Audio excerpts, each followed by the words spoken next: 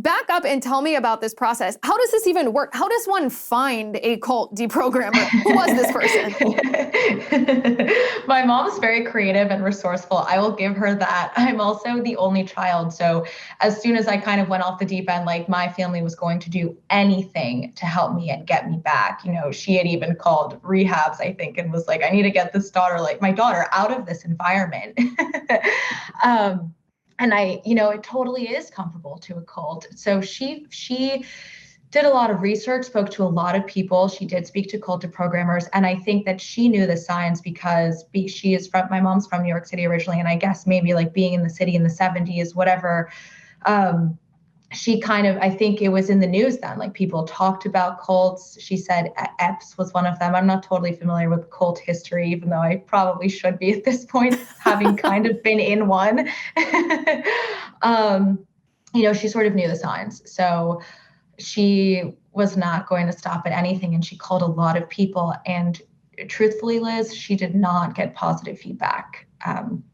Most of the feedback was that people don't come out of it. The small sliver of hope was that girls tend to come out of cults more so than boys or young men.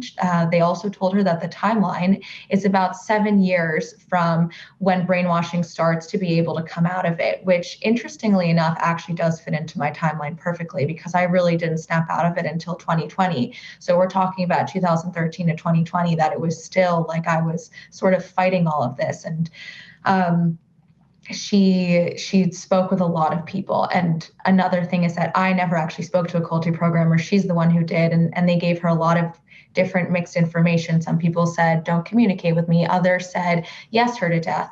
Fortunately, she didn't do that because I think that yesing someone when they're going through this is not the answer. We're seeing that now in people, medically castrating their children. That's affirming these ideas. That is not what you should be doing. Like you should try to be there was an underlying issue.